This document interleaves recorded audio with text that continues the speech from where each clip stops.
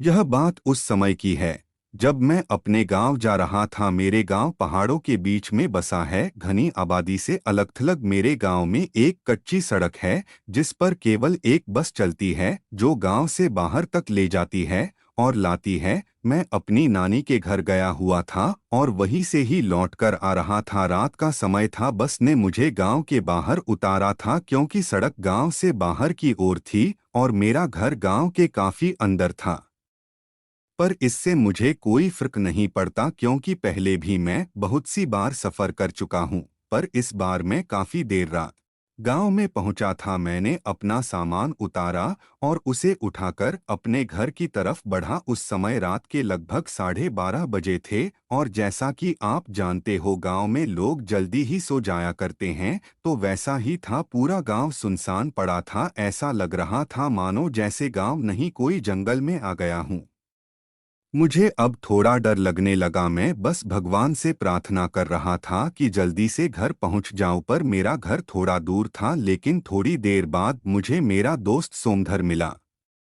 उसने मुझे दूर से इशारा किया। मैं यह सोच रहा था कि इतनी रात में ये यहाँ क्या कर रहा है। पर खैर छोड़ो, मैं तो बड़ा खुश था कि कम से कम मुझे कोई साथी तो मिल गया। अब मेरा डर कम हो गया है क्योंकि इस सन्नाटे में चुप्पी तोड़ने के लिए कोई तो है मेरे साथ। उसने मेरे पास आके मेरा बैग उठाया और मेरे आगे आगे चलने लगा। चलते हुए मैंने एक बात पर गौर किया कि ये इतना चुप चुप क्यों है। ये जब से मुझे मिला है तब से कुछ नहीं बोला क्योंकि मेरा दोस्त सोमधर तो बहुत ही बातूनी है और ये तो इतना शांत। बड़ी ही अजीब बात है।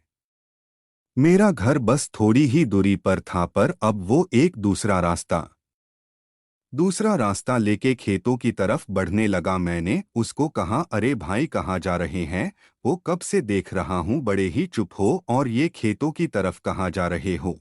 तुम्हारा दिमाग खराब हो गया है क्या? उसने मेरा हाथ पकड़ा और जबरदस्ती मुझे खेतों की तरफ ले जाने लगा। उसका हाथ बहुत ठंडा था। मुझे समझते हुए देर न हुई कि यह मेरा दोस्त नहीं है। वो मुझे पास ही के एक कुएं तक घसीटते हुए ले जा रहा था। मैं जोर जोर से चिल्लाने लगा। मेरी आवाज सुनकर गांव के बहुत से लोग जग गए और मेरी तरफ दौड़कर आने लगे। जब वो मेरे पास आए तब तक मैं बेहोश हो चुका था। सुबह जब मुझे होश आया तो मैं अपने घर पर था। मुझे उठा देख सब घर वाले मेरे पास आए और बोले, तुम ठीक हो? तुम्हें क्या हो गया था? तुम रात को बरगद के पेड़ से लिपटे हुए बेहोश पड़े थे। तुम्हारे साथ क्या हुआ था? मैंने उन्हें अपने साथ जो हुआ वो सब बताया। उस समय मेरा दोस्त सोमधर भी वहाँ ही था। वो बोला कि मैं तो रात को अपने घर पर सो रहा था।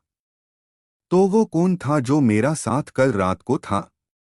मैं ऐसा सोचा और सबकी तरफ देखने लगा। आपको यह हॉरर स्टोरी अच्छी लगी होगी।